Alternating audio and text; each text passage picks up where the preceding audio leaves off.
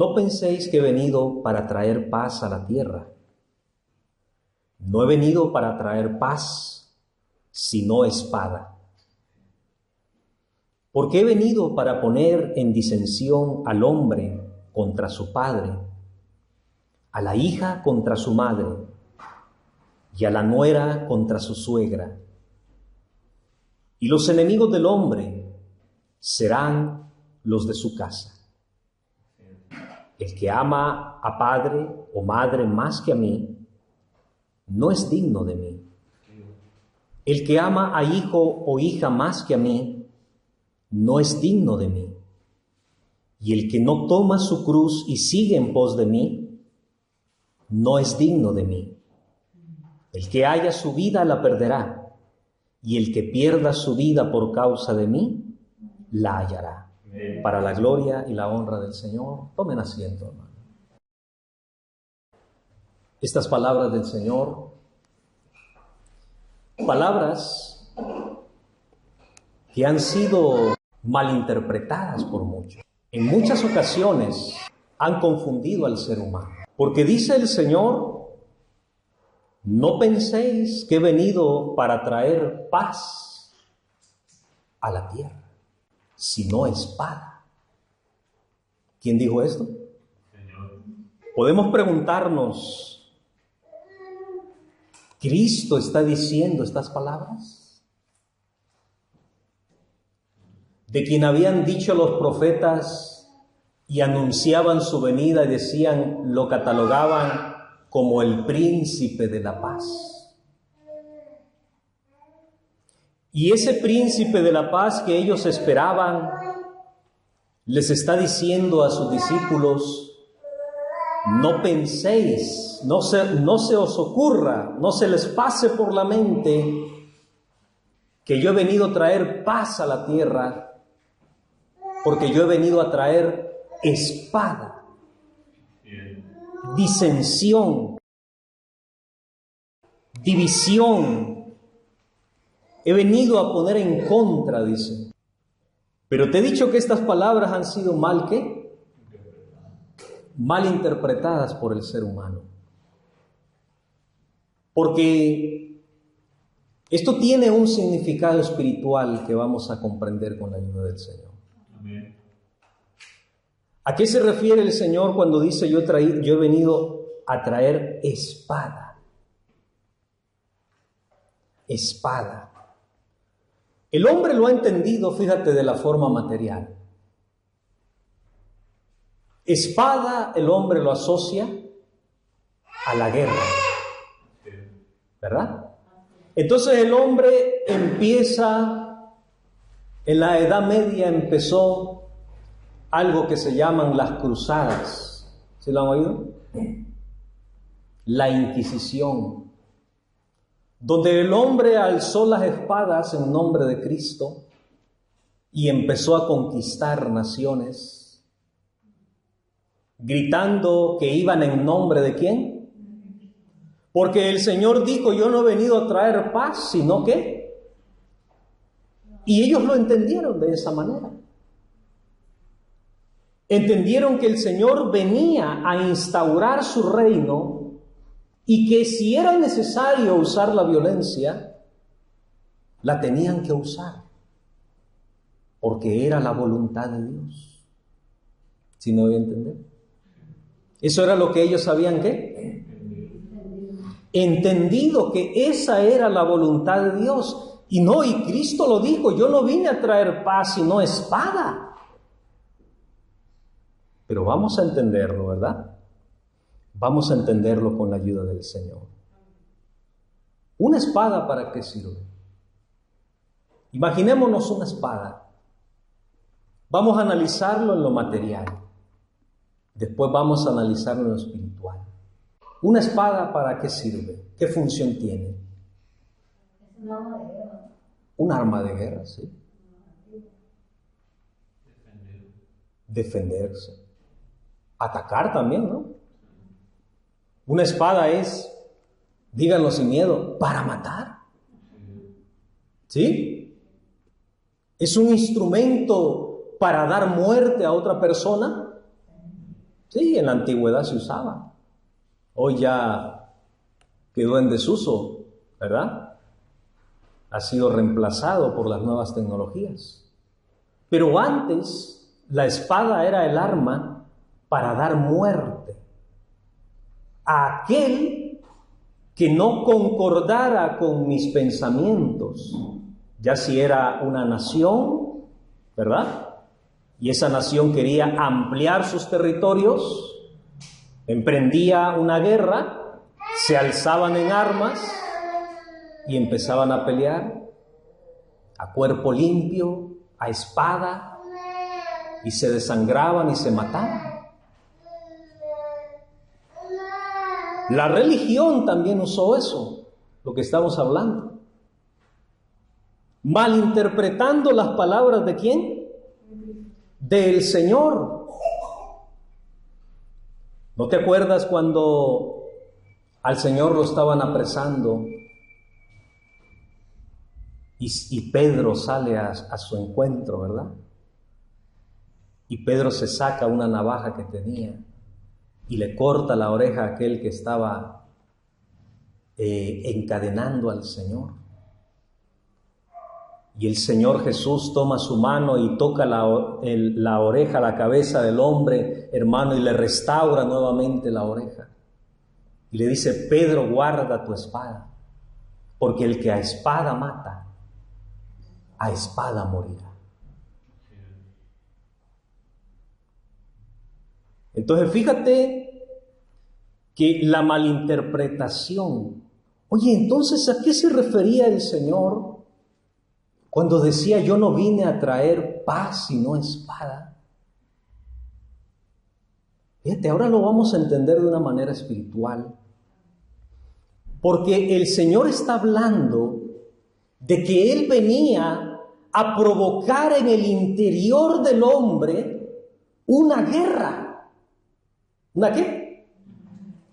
Venía a provocar en el interior del ser humano una revolución, venía a poner patas arriba el interior del ser humano.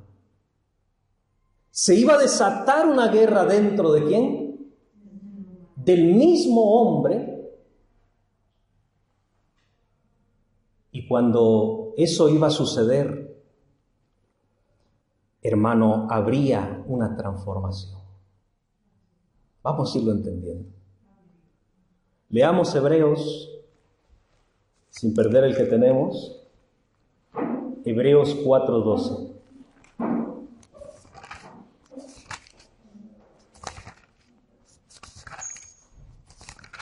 No perdamos el que tenemos. Así para la honra de Dios.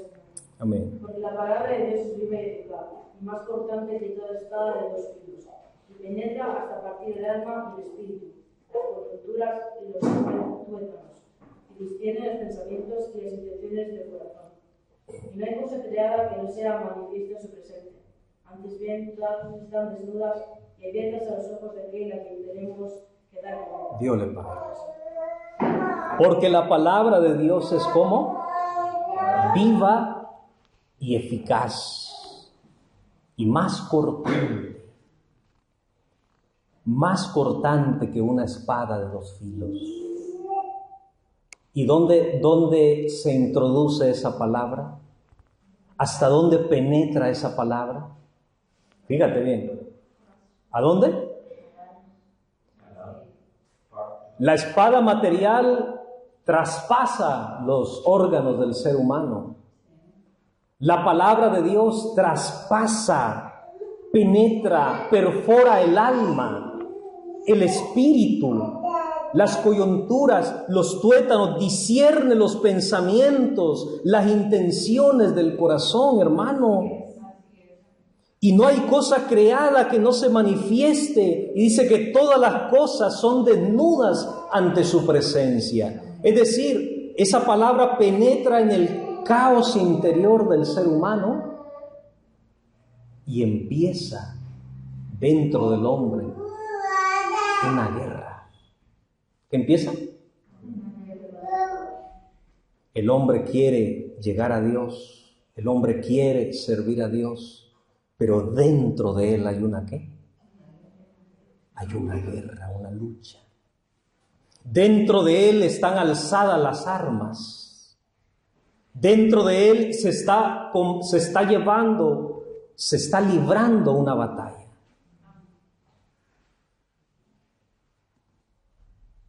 Fíjate qué hermoso.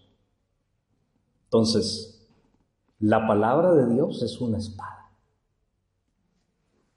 Pero una espada todavía más cortante que ¿qué? Que la material. Muy bien. ¿Sí vamos entendiendo? Fíjate cómo se pueden malinterpretar las palabras del Señor, ¿verdad? El Señor está hablando de lo que iba a provocarse, de lo que iba a suceder en el interior del ser humano. Yo te pregunto a ti, cuando tú empezaste a escuchar la palabra de Dios, ¿qué empezó a pasar dentro de ti? ¿Tú tenías tus costumbres? ¿Tenías tu vida? ¿Tenías tus inclinaciones? ¿Tenías tu forma de vivir? Pero llegó esa espada de doble ¿qué? Y penetró. Y desde ese momento, hermano, llegó algo al ser humano. Llegó una guerra. ¿Sí? Llegó una guerra. ¿Sí o no? ¿Se está equivocando tu hermano? Si me equivoco me dice, no pasa nada. Llegó una guerra. ¿Comenzó una qué? Una guerra. Ya no había paz. Porque el hombre vive en un sueño, en una conformidad. Cuando el hombre está en el mundo, vive en cierta comodidad. ¿Sí? Su fiesta, sus amigos, su entorno social, su vida, los vicios. Ahí se siente ¿cómo? ¿Cómo se siente el hombre? Tranquilo, relajado, está en su zona de confort. Pero cuando viene Cristo, cuando viene la palabra del Señor, viene a desordenar. ¿Viene a qué? Viene a formar el caos en el corazón del hombre. Para que te hagas de cuenta y para que me entiendan con una ilustración, cuando el Señor Jesús fue al templo de Jerusalén, dice que el templo lo habían llenado lo habían hecho un mercado. Cambiaban el dinero, vendían los animalitos. Se había vuelto un mercado alrededor del templo. Y cuando el Señor Jesucristo llega y ve ese desorden, toma una cuerda el Señor y empieza a tomar esa cuerda y empieza a azotar a las personas, empieza a volcar las mesas, empieza a tirarlo todo, a hacer en el templo ¿un qué? Un caos total. Y dice, mi casa será llamada casa de oración y vosotros la habéis vuelto una cueva de ladrones. ¿Qué provocó el Señor? El caos, el desorden. Para que me entiendas, cuando el Señor llega a nuestro corazón, eso empieza a ¿qué? Eso empieza a hacer. La paz aparente que tú tenías, tu entorno, los que decían ser tus amigos, los que aparentaban tu amistad, los que formaban parte de ese círculo tuyo, cuando penetra Cristo en ti, ellos se empiezan a apartar. ¿Sabes por qué? Porque dicen, este está cambiando. Y si este cambia, no vaya a ser que yo también empiece a ¿qué? A cambiar. Entonces ahí viene la disensión. Se levanta el padre contra el hijo. la madre contra la hija, la suegra contra la nuera. Y serán, dice, los enemigos del hombre, ¿los de quién? Pero fíjate, vamos a entender. Esto es muy importante. Porque hay dos cosas. Cuando tú decides, y cuando nosotros un día decidimos seguir al verdadero Cristo, hubo conflicto en nuestra vida. ¿Sí o no? ¿O todo se nos dio bien? No. Cuando decidimos seguir fíjate bien lo que estoy diciendo. Cuando decidimos seguir ¿a quién? No a Cristo, al verdadero ¿qué? Al verdadero Cristo, vino conflicto a nuestra vida. Porque cuando tú decides seguir al Cristo tradicional, no hay conflicto. Es el de la tradición. Ese Cristo que todo el mundo dice seguirlo, ese Cristo es muy conveniente para el hombre, porque el hombre lo puede amoldar como él ¿qué? Como él quiere. El hombre lo puede decir, bueno, yo quiero que Cristo para mí sea así. Y hace a Cristo, lo hace a su manera. Ese es el Cristo de la tradición. Ese Cristo es muy conveniente para el que no quiere conflictos en su vida. Fíjate bien. Ese Cristo es muy conveniente para el que desea solamente estar en esa tranquilidad. Es el Cristo de la tradición. Que una vez al año vayas. Cuando hay una boda, puedes ir, ¿verdad? Cuando te acuerdas, vas a ese Cristo de la ¿qué? De la tradición. Pero del Cristo que te estoy hablando yo, ese Cristo, cuando tú decides seguirlo, en tu vida debe haber conflicto. ¿Qué debe haber? Cuando tú decides seguir a este Cristo, hermano, empieza una revolución en tu interior. Empieza una revolución dentro de ti. Porque a este Cristo tú no lo puedes amoldar a tu conveniencia. Este Cristo, si tú quieres seguirlo, tú tienes que amoldarte a este ¿qué? A este Cristo.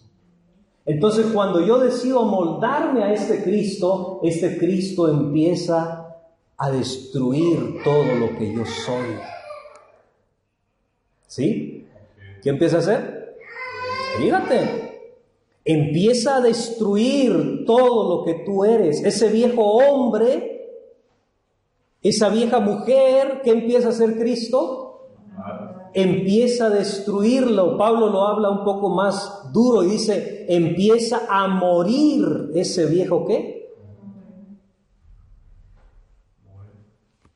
No puede hacer la transformación si antes no muere lo que yo soy. ¿Sí? Entonces ahí viene el conflicto. Ahí viene el ¿qué? El conflicto. Porque este Cristo me dice, si tú quieres seguirme, tienes que morir. ¿Cómo? ¿Sí? Si tú quieres seguirme, tú tienes que ¿qué? Tú tienes que morir. No puede el hombre viejo seguir a Cristo. El hombre viejo es el de la tradición.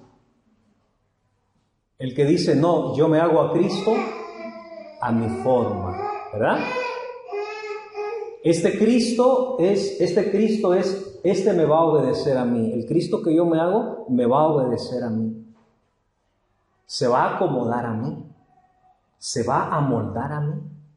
El otro Cristo no, el otro Cristo me dice, si alguno quiere venir en pos de mí, niéguese a sí mismo, tome su cruz cada día. ¿Y qué?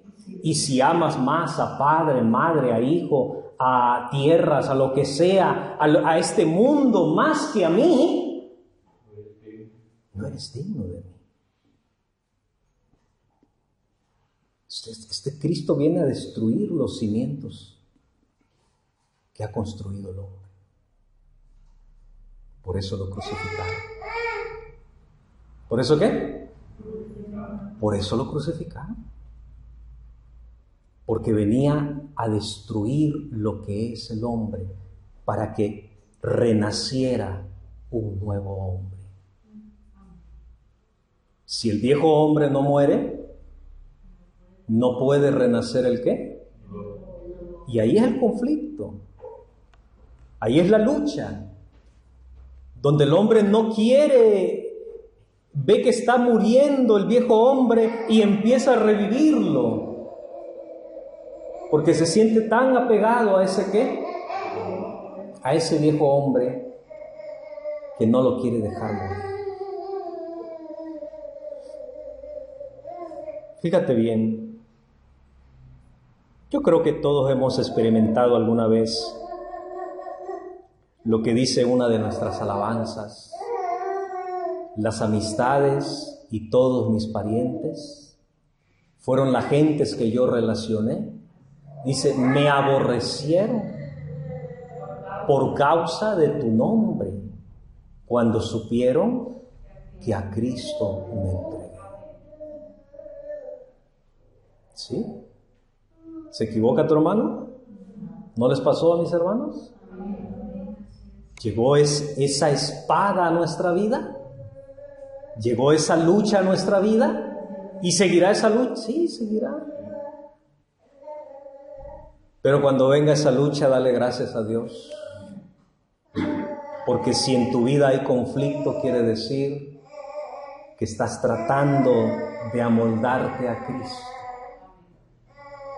Cuando en tu vida no hay conflicto, cuando en tu vida todo va bien, cuando en tu vida tu familia, qué bueno que vas a la iglesia, qué bueno, me alegra, sigue.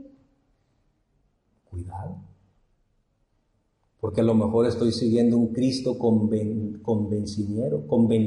para mí, que no está provocando en mí un ¿qué? Un cambio.